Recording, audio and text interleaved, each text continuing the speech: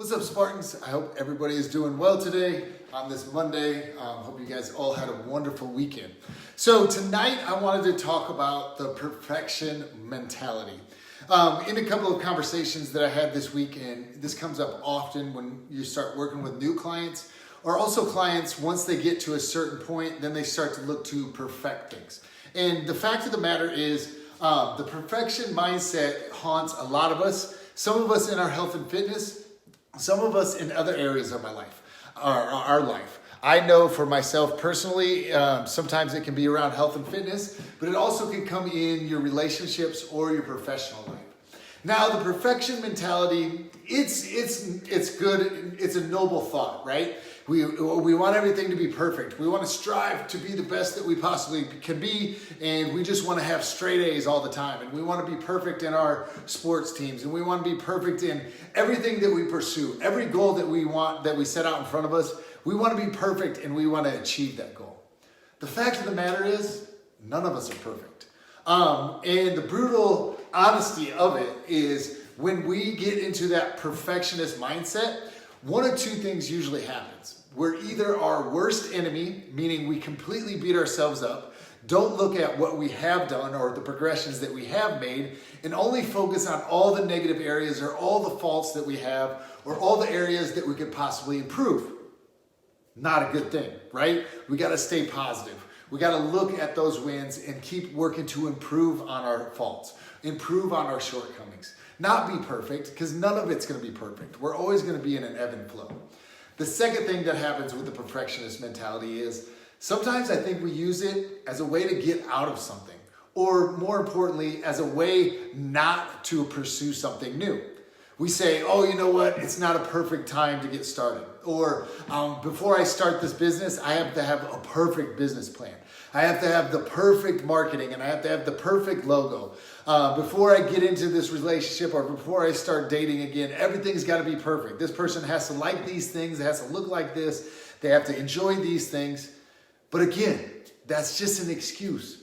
And if we're looking for the perfect opportunity to start a business, or we're looking for the perfect exterior traits, or the perfect personality type that we want to date or find a relationship, or we're thinking that we're going to start a nutrition plan and we're going to be perfect from the beginning, is probably not going to serve us. So why do we get into this? Why do we get into the habit of being a perfectionist? Well, some people would say it's because of a type A personality and so many other of the personality traits in the personality test. But I think that it really boils down to a lot less scientific things. The first thing is, we often become outcome driven. We're focused on the goals, and we're always focusing on how close we came to this goal. And if we got it, then great. If we did it, then we're a failure. And oftentimes, even if we do achieve a goal, we look at all the things that we could have done better and how I could have achieved more if I would have just done this, this, and this. So we become focused on that outcome, and we feel like we have to be perfect to get the outcome. And to make us feel good about ourselves, we have to achieve something. So outcome driven can lead to this perfection mindset. Also, I think, like I mentioned, that it can sometimes be a way to not start something or to avoid fear. I think that sometimes we fear failure. We say that everything, every circumstance, everything around the time of the year in which we start a nutrition program, or everything around our business that we want to start has to be perfect, or all these things have to be perfect before we start having children. Actually, if we looked at it, we probably fear failure. We fear taking that chance. What happens if I don't if I don't achieve what I want to? What happens if I start a business and I'm a failure? What happens if I give too much to this relationship and it goes nowhere? So the fear of failure makes us think that we need to have everything perfect so that we can focus on that outcome and have that outcome be perfect. But again, it's not going to be the case. You're not going to be able to control everything and never fail. You have to fail your way to success. That's the only way you're going to grow, and the only way to find out what works for you in whatever pursuit you may have. The third one, as much as we would say that, oh, we don't worry about what other people think, the fact of the matter is, in today's society, we are bombarded about what other people can do. That social acceptance, that social pressure can be a huge burden as far as us trying to get outside of our box and try to grow. I hear about it all the time. I hear, oh, what happens if I tell my friends that I'm on this diet and nutrition plan and I fail? Then I'm gonna have to tell them I failed. Or even better yet, how do I go out to eat with my friends and family and tell them that I'm not gonna eat a cheeseburger and 4 beers? You know, that fear of social acceptance. We wanna be accepted. We wanna be accepted in the fact that, you know, we don't wanna stick out from the crowd. But we also look at social media and we look at everything that is going on around us and we see everybody at a bunch of different levels, and we often pick out that person that is way higher than us and say, I'll never be like them. I'll never be able to achieve what they achieved. I'll never be able to lose the weight like they did. I'll never be able to have the perfect marriage that they have. Again, we want that social acceptance. So we go back to this perfection mindset that we have to be perfect, that the situation that we're getting into, the circumstances around that have to be perfect because we need that social acceptance. Now there's some people that can completely ignore society. I'm not one of those people, but there's certain areas that I've gotten much better at focusing on what I can control, taking it away from that outcome and just focusing on my story and where I am in my life and where I want to go. The other thing kind of goes into that, and what I put here, I kind of covered it, is we often see everybody else's iceberg, everybody else's success. We don't see all the failures that they had to reach that success. We don't see all the turmoil that they're going through emotionally or in their marriage or whatever the case may be that is suffering. We don't see other people's losses as much as we see their success. So know that even you see all these icebergs out there, that there has to be some depth to that. There's another story below the surface, and oftentimes we don't see that, and that kind of goes to that social acceptance. So how do we work on that? How do we get rid of the perfection mindset? I think the biggest thing is first we have to have clear expectations, and those expectations have to be realistic. Just like with social media, advertising, marketing in the health and fitness area has told you all these things, that you can lose 40 pounds in 20 days and be healthy, that so-and-so can gain this much muscle mass, and so-and-so can eat 5 pizzas a week and still have a 6-pack. But those expectations aren't reality. And the reason why I bring up the expectations, I had a conversation with a guy earlier today. He's on week 6. He's actually starting week 6 of the program. And he's like, oh, I'm only down 12 pounds. And I'm like, that's more than 2 pounds a week. And if we look at weight loss, a 1 to 2 pound a week weight loss is going to be something that's very healthy and sustainable. So let's talk about expectations just a little bit. The first thing is think about progress. Think about your story. It's just your story in a box in controlling your progress. Everybody's progress is going to be a little bit different. Some people are going to see weight loss early. Some people are going to start feeling energy early. Some people aren't going to see either of that, but they're going to be proud of themselves because now they're working out 3 to 4 times a week. Everybody's progress is going to be a little bit different. So make sure that you're judging your progress on your starting point and not somebody else's. The next is focus on your input goals.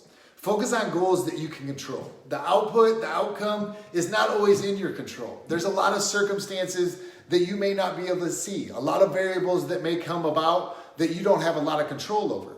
But if you can focus on your inputs, for instance, 5 days of clean eating, 4 workouts a week, 8 hours of sleep a night, all those types of things, water intake. If you can control those inputs and get really consistent on those inputs, you're going to see progress. It's probably not going to be perfection, both in the input and what comes out of it. But if you focus on those input goals, getting consistent, progress over perfection, you will get the outcome that you're looking for. Like I mentioned, some of the things to think about when you're setting up expectations, specifically around health and fitness, and you can find other ways to set up realistic expectations in your professional life and in your relationships. But when it comes to weight loss, 1 to 2 pounds a week is going to be a sustainable weight loss. So keep that in mind. When you're looking at strength gains, don't always look at the weight that you're moving. A strength gain could be moving better with proper form and technique under more control. So you don't always have to look at strength gains just by the outcome of how much weight you move, but by the input. How well can I move this weight is also a way to get stronger. Finally, mobility and flexibility.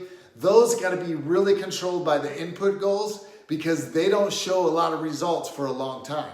You have to invest quite a bit of time, not in long durations, but over a long period of time to really see those mobility and flexibility improvements. If you get consistent with your mobility and flexibility and make it a part and make it a great impact where you're input where you're very consistent, you're going to reduce those injuries. That one's going to be a little bit tougher, but make sure you're set the right expectations when you approach each of those three areas. Take a look at your professional goals, take a look at your relationships and what you want to accomplish in each one of those areas or where you're at in your life, and make sure that those expectations are set up properly, that are sustainable and can also fit your current willingness to sacrifice in other areas. It's always important to look at your overall life when looking to improve in one area, because some things are going to have to give a little so that you can gain in another. So what do we do to overcome these things? What are some steps to overcome the perfection mentality? The first thing is be vulnerable. Be vulnerable in the aspect that you know you're going to try something new, you're going to fail at it. And failure is not fatal. But as long as you get up one more time than you fall down, then you're never a quitter and you're never absolutely a failure. You're never a failure regardless, but it's not a failure. So be vulnerable with yourself. Make sure that you're willing to risk, right? Take some risk. Step outside. Know that it's not going to be perfect from the beginning and that you're only looking, and it's never going to be perfect, but you're only looking to make progress. Be vulnerable. Next is have some law and some grace. It seems like we kind of fall on two sides of the coin.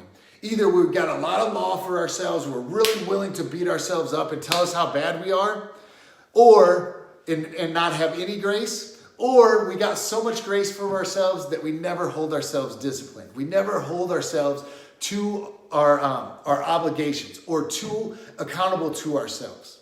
The biggest thing is you have to be honest with yourself. You have to have an honest self-evaluation. Where could you use a little bit more law? Where could you be a little bit more disciplined, a little bit more regimented? Where could you be a little bit harder on yourself and not let yourself off quite so easy? Or look at yourself and see where can you give yourself a little bit of a break?